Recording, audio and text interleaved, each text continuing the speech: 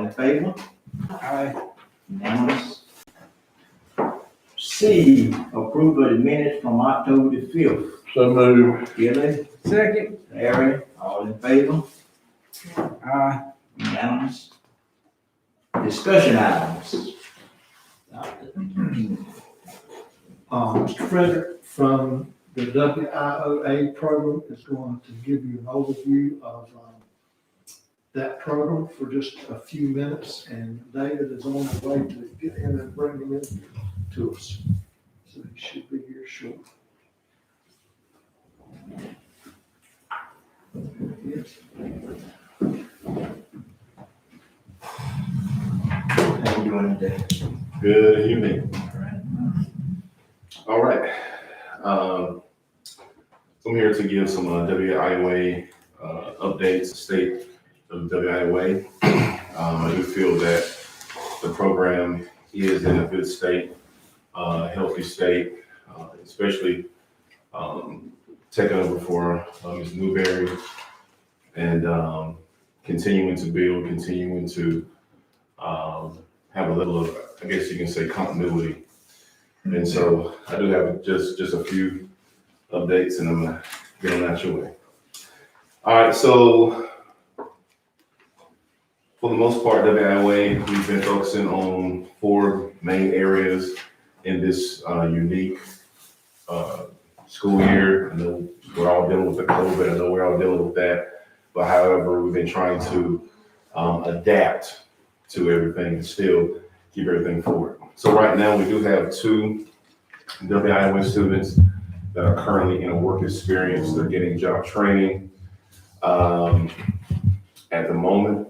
And we have 4 on the batter's box or on deck. Being a former baseball player, I'm sure you know what that means if you're related to baseball. So right now they are on deck. So they are either awaiting scheduled interviews or job site approvals through Eastern Carolina Workforce Development Board. Okay.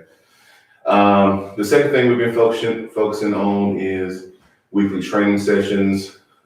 These sessions are held both virtually and on site to accommodate students, whether they be virtual or whether it be cohort A or B.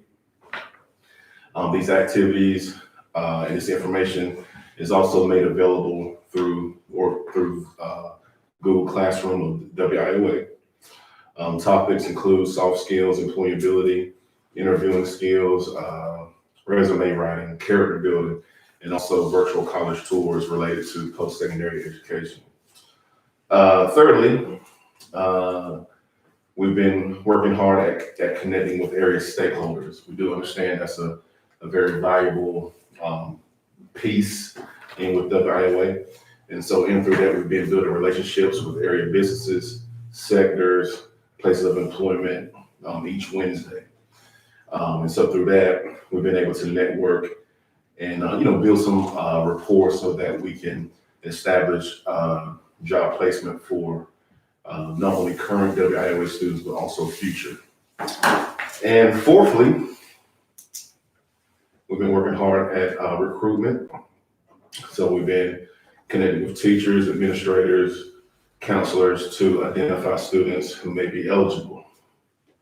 And I know recently, Jones Senior, we've had more students that come on campus that have been transitioning from virtual to either cohort A or cohort B. And so we've been monitoring that as well.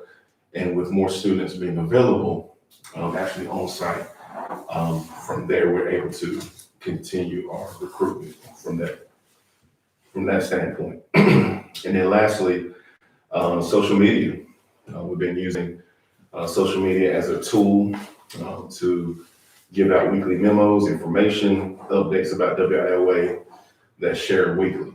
And so we've been using that as a tool to just enhance the program and enhance the visibility as well. And so that's pretty much the state of WIOA. Definitely still excited, fully engaged and enthused about being able to serve our students here in Jones County. Are there any questions? Any questions, discussions? All right, thank you, sir. All right. Thank you, Mr. Frederick. You've done a great job of bringing about visibility and seems to have a gift of mentoring and guiding young people. And he's been a great asset to us. So we're just glad that he's on board with us. Thank you very much. Thank you. Thank you, sir. All right. Action items. All PLS second reading. Mr. Moody's will be in here shortly to go over first A, B, and C, and then Bryce will present item D. So Mr. Moody's on the way here. You're gonna have to talk a little bit louder for me to hear you. Okay. Right.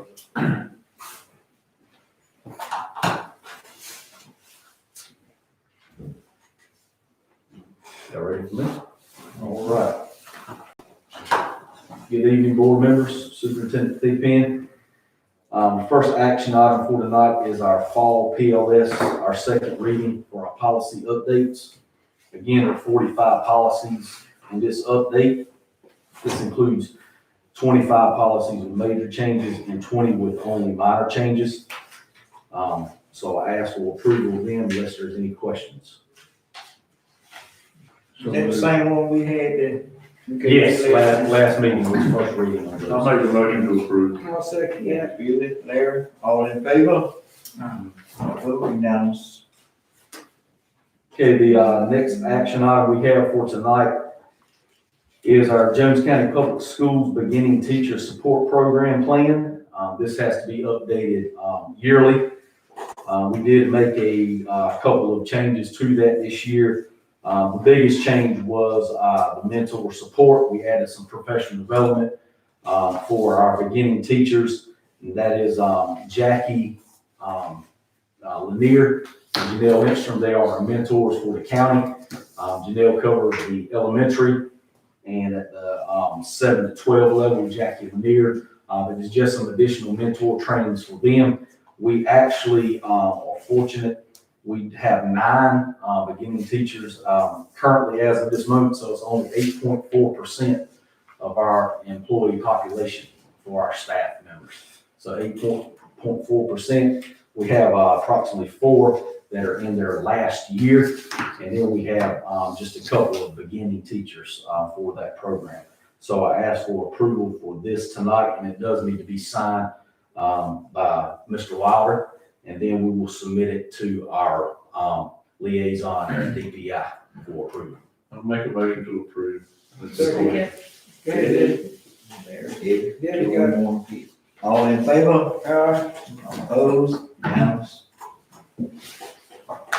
And our last action item for the night for me is a GOT Zoom contract, and that is for student loan forgiveness. And basically what this company will do is at no cost to Jones County Schools. However, it gives all of our employees, no matter if it's a certified teacher or a classified staff, if they have student loans, what they will do is if they've encumbered any type of debt, then what will happen is they'll go through a system. They'll look for different ways that they can bring down the price. For instance, if somebody has an $80,000 loan for student loans, they go through the system, they look at it for them, and they say, we can help you not only in terms of the months that you pay, but also the price that you're paying. They've had a lot of success with this. I'll give you a success story. And it says, I want to take the time to write a testimony of how GOT Zoom worked for me. When Mr. Andrews, which is our representative, introduced me to this service, I was thrilled and wanted to look into it.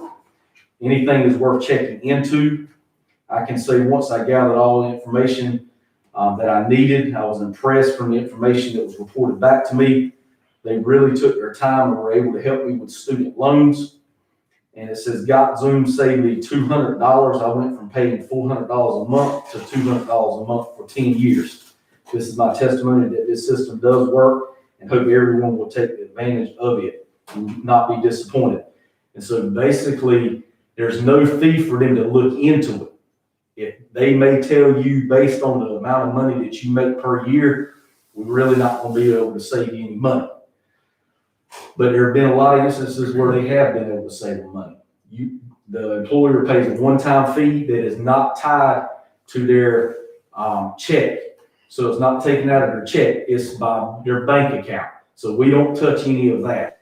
That's solely on their end. But what we're doing at Jones County Schools is we're being a provider.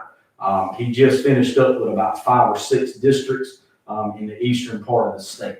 And so I'm looking tonight to approve the contract, to submit it so we can start getting this information out, have some Zoom conferences for our teachers, and see if this might be of interest. I'll give you another example. A teacher, she had gone to law school. She went back, decided that she wanted to be a teacher. She had roughly around $80,000 in debt. And it actually cut it right in half. And she was about $40,000 in debt and paying a lot less terms. She went from like 120 payments to like 60 payments, paying half the cost. So there's some opportunities out there where we could save people some money. They pay a one-time fee, and then they pay a monthly fee depending upon what their price range is of how much you're having to pay. So again, it's a free service to us.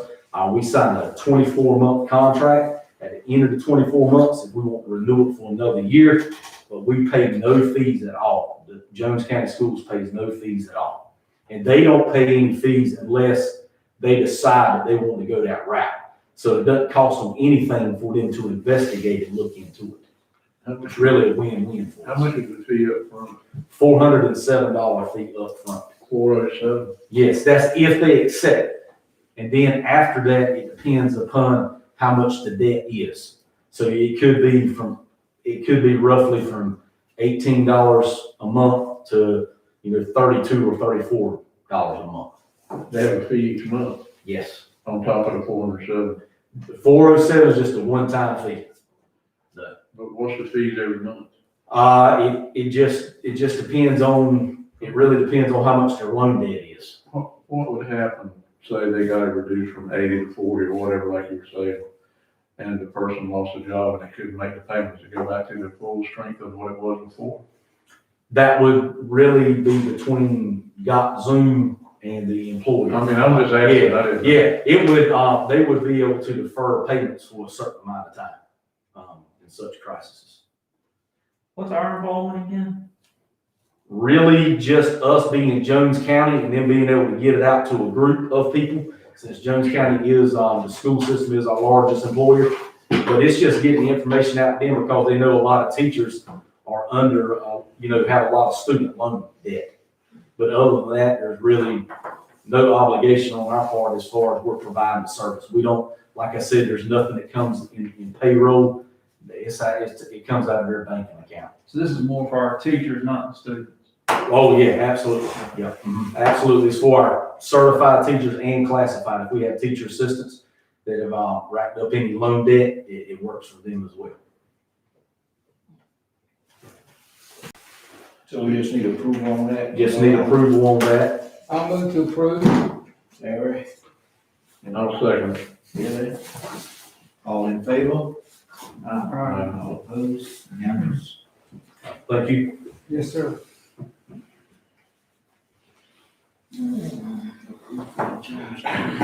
Approval of Jones County Local EIG plan.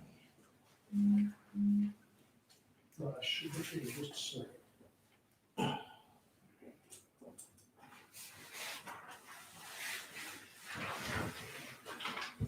Good evening. Up front on the agenda, I'm actually requesting the approval of Jones County's local AIG plan. This plan provides details about how we're serving kids that are academically and intellectually gifted throughout our county.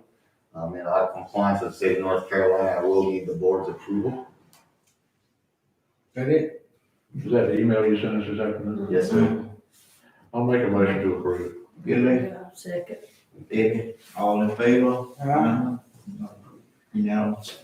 Second piece, which isn't on the agenda, it's an exciting opportunity Dr. Thigpen actually asked me to share with you, is this morning we were able to meet with a nonprofit called Thread Ed.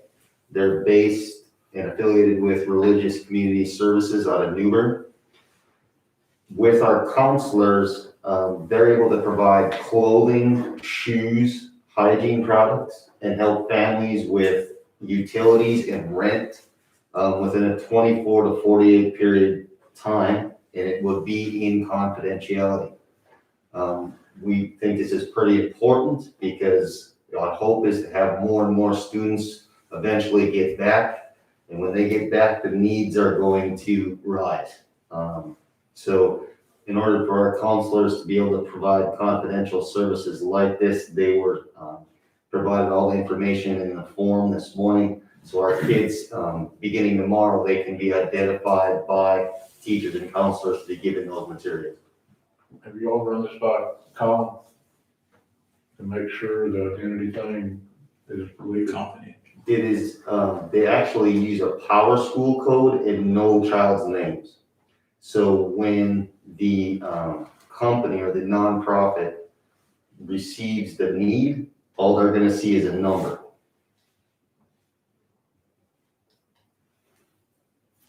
So you need us to approve this? No. Other than confidentiality? Say that again, Colin. I'm just asking, I heard that Billy asked whether or not I ever reviewed this. I'm just wondering whether or not he had concerns other than confidentiality, which it sounds like Bryce just addressed. Well, I didn't know how it was gonna work, because what if it was ever found out and it came through us, are we gonna be protected because of, whatever, because of whatever reason, what I'm asking. Say some kid said, I was able to get this, and then all of a sudden they just start picking on him. You know how things have happened in the past. That's why I was asking. Do you know what I'm saying, Colin? Well, it sounds like as long as there's not any personally identifiable information being shared, just the number, and there's no way to trace it back, I think that there isn't too much of a concern about PERT or anything else. If you're okay with it, I'll be okay with it. I mean, is that I think I am. sidestepping the social services aspect? Actually, it's not. It's like I said, it's a nonprofit. They do not know the students at all. That's why the only people that can refer the student are the school counselors. And it's a number that they'll give them, not a name. Mm-hmm. And then that number will only be seen by the school counselor. What the company receives is just what the needs are. So if you see, a child that's wearing flip-flops and it's December and very cold, they can fill out the form. The counselor knows who the child is by that number, but the company does not. So Any motion to approve? actually, I just was sharing that information with you. So we don't have to approve it, y'all are gonna do it anyway? Is that what you're saying? You're just making us aware of the program. Just making you aware of it. Finally, too, Tim is actually here. I came in, and he asked me to ask you if you would have any questions about the ball fields, and if you do, I can get him for you. Are we any further along? That's all I wanted. I think it'd be good. Larry Cuddy, he's doing a fine job too. I think it'd be good to have a ball field report. We'd like me to Give him a little update, Yeah. update. I've been getting the house back. So they'll start asking, not be anything, but I want this chair sitting to make it keeps shrinking every time after 5 minutes, I'm down on the floor.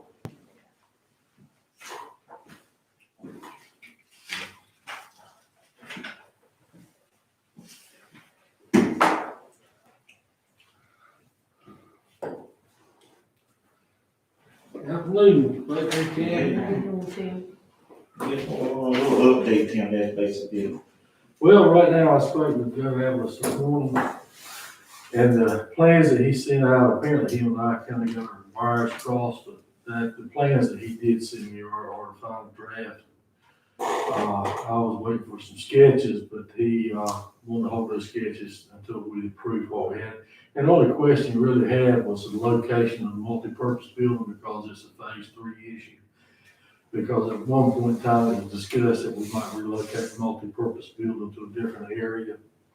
And, the way the plans look, I don't know, everybody, to me, the multi-purpose building needs to stay in the location it's in, is what I would suggest doing. And go ahead and design those fields around it, and if for some reason it's decided to be moved at a late point in time, we can always do that, but I think for the sake of the whole project, it will go real well where we decided to put it that from the very start. So I'm gonna set a meeting with Todd and the folks at the high school this week, sit down, discuss and go over what we have. And hopefully by next session, I plan to go ahead and propose that y'all for approval to go and start letting bids. Any questions? You're saying they've been waiting on us to find out about the multi-purpose room? Apparently I got my wires crossed with him. I was waiting for another set to come in for the final part. Well, I thought we approved it way back in June or July. We approved the preliminary, but we didn't approve his plans. In other words, the site plans, that 19-page, there was a set in here that must have been taken out. But I'll send you an electronic set. But that's the only thing left, is just final approval on these plans. It's like 21 pages, and it has all the site plans and every step, the layouts and all that stuff already in place. So you need approval for the plan. Well, what we need to do is, I want to sit down with that committee we got and make sure everybody's good with it. And I think it will be. And then we'll just get approval on the plan to move forward and go ahead and let bids. I suggest as soon as you get everybody good with it there, you just do a consensus vote and we go ahead and get, we're like 3 months behind at least now, I would think. We can. And so I think we just get a consensus vote on the board. That would be my suggestion. But we need to move forward fast. If it turns wet, it's gonna be even that much further on. Well, with the holidays coming on, if we get the bid process done and we start groundbreaking by spring, I'll be happy. But that's my projection on it right now. I'll make a motion, we do a consensus vote as soon as you get the okay from the group. So once the group feels good about it, y'all good about it, we'll move forward. Anybody second it? I got it. Larry, all in favor? Unanimous? So you got. So we good on that? Thank you, More sir. questions? Glad to see the grass got mowed out there in front. Larry took it, yeah. Good job, Larry done. Yeah, I started to run over on the tractor when he was going down the road out there. It does look good. Dedication, man. I love the lights at the gym. They're all. They on, they ready? I haven't had an opportunity to look at them after dark. They looks good. Do they like the area He said well they enough? did. They're on actually photo signal, so when it's dark, they're gonna come on. And the way I wired that, we can add additional to right or left side if we felt like it wasn't enough light. One thing I did do this week, kind of let you know, I repaired all the track lighting out there. With that being said, the track lighting, the service itself is too small for the lights that are out there if it's all at one time.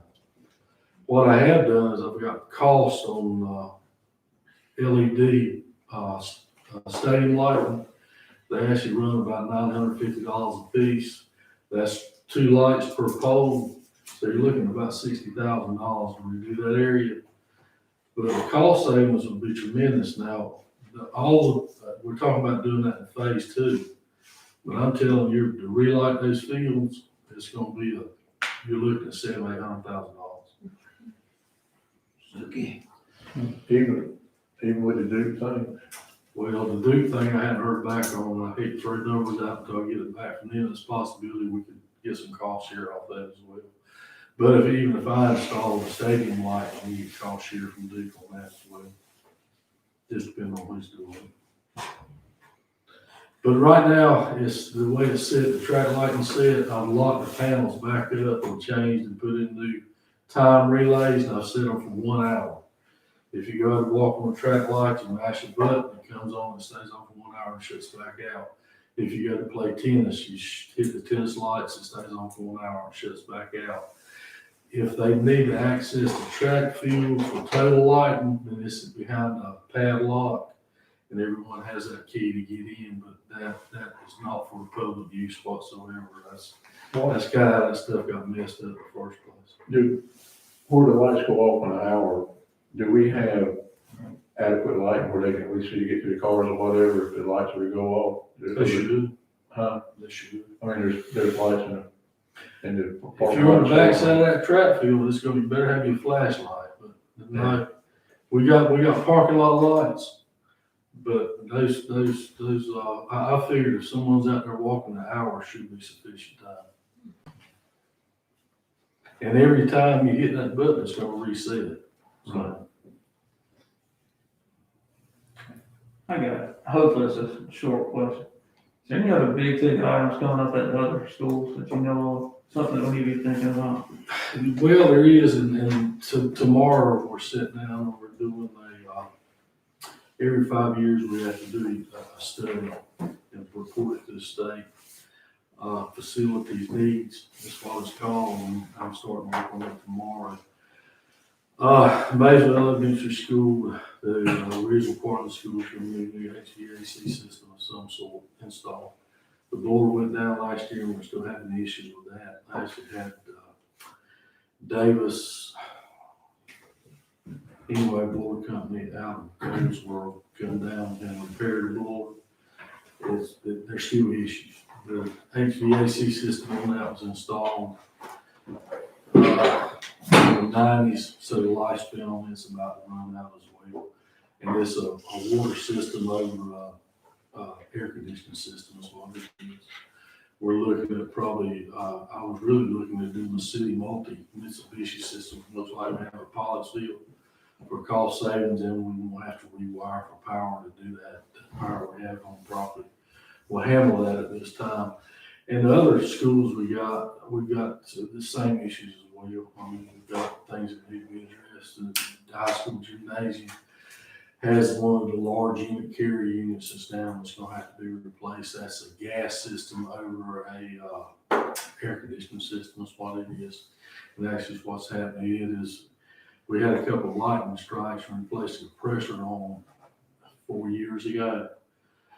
But now one of the condensing coils actually is blown inside. The condensing coil is $5,000 just for the coil. Then the compressor's another $8,000. So once they're doing the cost takeoff, it's probably cheaper to replace the unit. Looking at the time frame and the lifespan of that unit itself, was now coming up on 12 years on these units on top of that gym. And commercial units like that really don't want too much more than a year to start with. So there's some issues there that need addressing. And it's the same way in our other two schools. Comfort Elementary School has some of the same issues. We've got lifespan running out on units that were put there in 1998 that, we got heat pumps that are now 22, 23 years old. Part of them we've replaced and part of them we hadn't. I think there's 7 units left there as well. We've got some, there's a building in Maysville, and I've already had the asbestos abatement done in, it needs to be taken out. We're waiting on budget approval right now for capital outlay to take that building down. All the asbestos has been abated. But if you would see that building in the back, the floor, the termites got in, the floor's completely gone out of it right now. If you walk in, you can see the ground. It needs to come down. So there is some issues like that. And once we finish that facility needs report, then we'll have a report out there to get a better idea of what we need to look at in the future. Do you know about what it would cost? I mean, just for replacing the softball and baseball lights on the existing fields? I'm just asking if you know. $700,000 to $800,000 right now. How much? 700,000 to 800,000. Well, I thought you were saying that for overall everything. Mm-hmm. That's just the baseball field. Oh, no, I'm sorry. I was overall. I apologize. Okay. The baseball fields, because we can reuse the existing poles on just the baseball fields, that cost will come back tremendously. So we're just looking at replacing lights on that field, like the stadium lights we were talking about. So if you counted the number of lights out there and then considered the labor in that as well, I'm guessing somewhere around $350,000. But I'd have to go out and take a look at it and give you a hard figure on I was just wondering, 'cause, you know, I know that the rec board, looking at Major League Baseball grants or whatever, we do, you know, supposedly we were trying to have one a couple of years ago, and I was just wondering, we ought to look at trying to apply about getting some kind of Major League Baseball grant for those ball fields. You know, or something. it. Any kind of funds you can get supplemental would be fantastic. I mean, I don't know, that When you start dealing with those lights and those poles, I mean, you're talking about big ones. And now, right now, it's because the upgrade needs to be done to those lights. They're only at 30 candle, they're supposed to be 50 candle. And like I said, the LED lights are a blessing because they bring that, to give you an idea, over there on those two ball fields right now, if you stand beside the panel when you turn those lights on, you can hear it hum. you get, it's a harmonic hum from so much electricity, but that right over there is pulling about 450 amps while that's on. They give you that, I mean, I can't even hardly compare what that is, but that's a tremendous amount of electricity. LED lighting, you're looking at 2% of that. I mean, So you can stop at home. So then what you can do is you can back up and use your existing power and not have to worry about upgrading those services to accommodate the lighting that you're putting in. Well, all that- The LED, again, like I said, each one of those stadium lights I was looking at, $950 a piece. That's per light. And all that electric bill's on us. Because it's the county road. It's a tremendous bill when it comes in. I mean, when you turn those lights on, it's a good amount of electricity that's being used every day. But we're paying 100% of it now, we're only paying, we're splitting, Right. so it makes it a lot worse.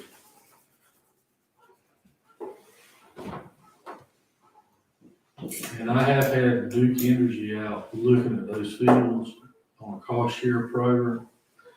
And they're in the process right now. Matter of fact, I met the engineer out there last month.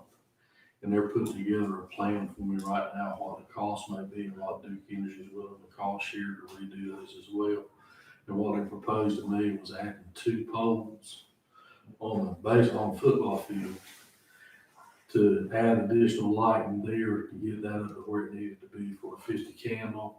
And we could reuse all the existing poles on the softball, baseball field, just relighting those. And then, of course, the track field, we're back again replacing everything on that. So that's gonna be a tremendous cost. I asked them to price it both ways, using existing poles and then replacing those poles because of the age of those pressure treated poles have on them. You're looking at half-life, probably to a two-thirds lifespan of those poles right now. I'm just not a bear of good news tonight. You've been about 3 months in a row on this. I wish it had some better news. That's the facts as they stand. What are you gonna do for Thanksgiving? I think that's next, right? So I was gonna say, another day I'm Thanksgiving. probably, I'm not lucky, I'll probably be out here patching the water lines. Any more questions for Tim? Mm, Thank you. thank you. Superintendent's comments. Board members, I want to mention a few things to you. First of all, Healthier Lives in School and Beyond program with East Carolina, which will bring telemedicine into our schools, is going to begin in January. They're going to bring Jones County in. I sent you a email earlier today about that mentioned in the article there. It will teach us to bring Jones County on board with that grant. So that's great news for our students and our community. I wanted to let you know, Bryce and the curriculum team, they continue to do great work, and they've been recognized in kind of a documentary about our curriculum program and how well it's going. And I will tell you that the level of engagement of our kids compared to some of the surrounding counties, I feel like we are operating at a higher level, and we have a higher percentage of our kids engaged in doing work that's taking place in some other places. Athletics, begins this week. Volleyball practice actually takes place. First official practice is November 4th, and so we begin athletics. Looking forward to that. And then I wanted to mention also that child nutrition was awarded a $21,000 grant from No Kid Hungry, and it's going to provide some funding for some grab and go, as well as some incentives for our staff for the work that they've done. So Julie found out about that this morning. And then we're also working with Project Don't Wait at East Carolina, and they're talking with our teachers and working with them on their social, emotional needs and any mental health concerns they may have. So they're meeting with our teachers once a month. This is a little bit different endeavor than what they're used to, and so East Carolina's trying to support them with any stress or concerns that they may have with that. So there's a lot of things going on. Despite the pandemic, we're making some progress with things, and I'm just pleased with it, and just feel like when we can ever get things back to a more normal situation, we're really going to be in a good position. And I'm just, everybody's done really good work with the sanitation of our buildings, and we've been fortunate so far as positive cases, and we just want to hope all that continues. And so I'm just pleased with the work everybody's doing.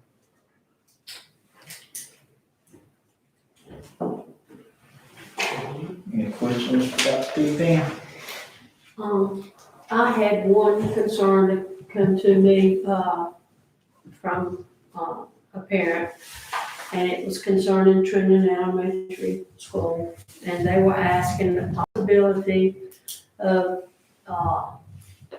car riders be the only ones let out in the front of the school, or, or traffic wise in the mornings, and that the kids be able to unload and load in the back of the school. So I wanted to bring that to you, as a concern that I had received. Mr. Moody and Wendy and I take a look at that and see Okay. figure out the safest and efficient way. Thank you, Dr. Pittman. Any more questions for Dr. Pittman? Any discussion for him? All right. Public comments. Anybody on Got anything, Park? Mr. Moody, got anybody? You can see that.